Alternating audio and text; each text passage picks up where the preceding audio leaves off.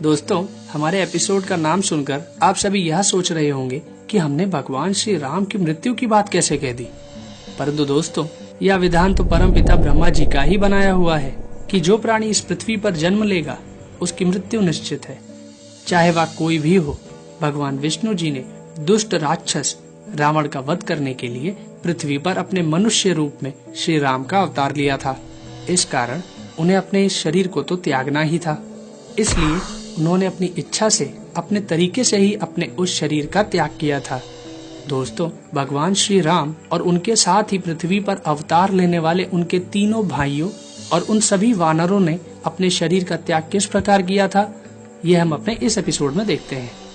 दोस्तों, आप रामायण की इस कहानी के बारे में तो जानते ही हैं कि रावण का वध करने के बाद जब भगवान श्री राम अपना वनवास पूरा करके अयोध्या वापस आए थे तो वह उस अयोध्या नगरी के राजा बने थे और सुख पूर्वक रहने लगे थे। परंतु इसी बीच उनके राज्य के एक धोबी के उन शब्दों ने उन्हें दुविधा में डाल दिया था, जिसमें धोबी ने अपनी एक रात घर से बाहर रही धोबन को अपने घर से बाहर निकालते हुए क्रोध में यह कह दिया था कि मैं राजा राम नहीं हूँ जो किसी पराये के घर में रहकर आई सीता को अपने साथ रख लूं। दोस्तों, भगवान राम जानते थे कि उनकी पत्नी देवी सीता अग्नि की तरह पवित्र है, फिर भी उन्होंने अपना राज धर्म निभाते हुए अपनी गर्भवती पत्नी देवी सीता का त्याग कर दिया था और भगवान राम के भाई लक्ष्मण देवी सीता को एक भयानक वन में छोड़ आए थे। तब देवी सीता ने उसी वन में रहकर तप करने वाले महर्षि वाल्मीकि के आश्रम में शरण ली थी और उन्हीं के आश्रम में अपने दो पुत्रों लव और कुश को जन्म दिया था।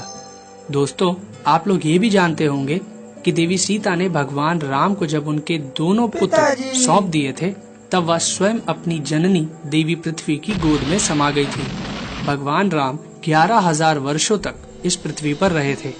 जब यह 11,000 वर्ष पूरे होने को हुए तब एक दिन भगवान राम से मिलने के लिए एक तपस्वी आते हैं और भगवान राम से कहते हैं कि मैं आपसे कुछ आवश्यक बात करना चाहता हूँ, परंतु उससे पहले आपको यह वचन देना पड़ेगा कि जो कोई हमारी बात सुने या हमें बात करता देखे उसका आपको वध करना पड़ेगा। तपस्वी की यह बात सुनकर भगवान राम ने कहा, ठीक है, ऐसा ही होगा। फिर भगवान राम ने अपने पास खड़े लक्ष्मण से कहा कि द्वारपाल के स्थान पर तुम कक्ष के बाहर पहरा दो।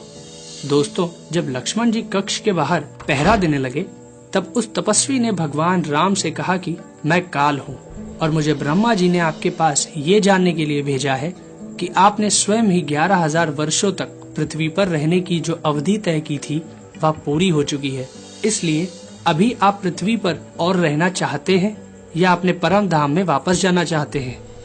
दोस्तों, जब भगवान श्री राम काल के साथ कक्ष में बातें कर रहे थे तभी दुर्वासा ऋषि भगवान राम से मिलने की इच्छा से उनके द्वार पर आ गए थे और उन्होंने कक्ष के बाहर पहरा दे रहे लक्ष्मण से कहा कि श्री राम को मेरे आने की सूचना दे दो।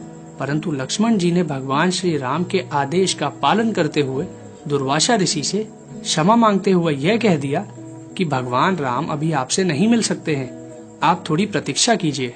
दोस्तों, दुर्वासा ऋषि को लक्ष्मण जी की बात सुनकर क्रोध आ गया और उन्होंने लक्ष्मण से कहा कि श्री राम को मेरे आने की अभी सूचना दो, नहीं तो मैं श्राप देकर राम, लक्ष्मण और भरत सहित इस राज्य का विनाश कर दूंगा। दोस्तों, दुर्वासा ऋषि की यह बात सुनकर लक्ष्मण जी ने सोचा, ऋषि के श्राप से सभी का विनाश होने से अच्छा है कि अकेले मेरी ही मृत्यु हो। ऐसा निश्चय करके लक्ष्मण जी काल से बातचीत कर रहे भगवान श्री राम के पास आते हैं और उनसे दुर्वासा ऋषि के आने का समाचार बताते हैं। तब भगवान श्री राम तपस्वी रूपी काल को विदा करके दुर्वासा ऋषि का सत्कार करते हैं। दोस्तों, भगवान श्री राम ने काल को लक्ष्मण के सामने ही यह वचन दिया था कि जो उनकी बातें सुनेगा या उन्हें बात करते देखेगा उसका उन्हें वध करना पड़ेगा। अपने इस वचन से भगवान श्री राम परेशान हो जाते हैं क्योंकि उस वचन के अनुसार उन्हें अपने भाई लक्ष्मण का वध करना था।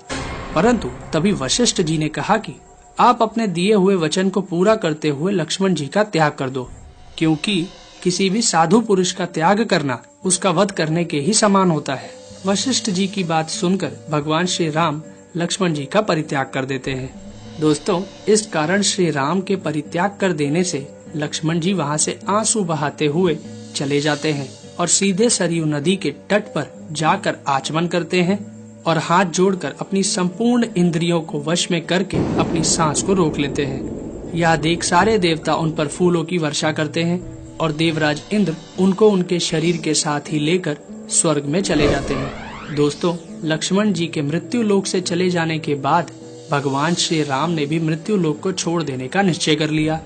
भगवान श्री राम का यह निश्चय जानकर सुग्रीव सहित सभी वानर और विभीषण भी अयोध्या आ गए और भगवान राम, भरत और शत्रुघ्न के साथ सभी वानर इस मृत्यु लोक को छोड़ने का निश्चय कर लेते हैं। तब भगवान श्री राम ने जामवंत, हनुमान, विभीषण सहित 5 लोगों को मृत्यु लोक छोड़ने से मना कर दिया और सभी वानर और अयोध्या वासियों ने भगवान श्री राम के साथ सरयू नदी में प्रवेश किया और उस सरयू नदी के जल में विलीन हो गए। तो दोस्तों, हमारी ये कहानी आपको कैसी लगी अपने कमेंट्स हमें जरूर शेयर करें। साथ ही इस वीडियो को शेयर करना और चैनल को सब्सक्राइब करना भी ना भूलें। धन्यवाद दोस्तों।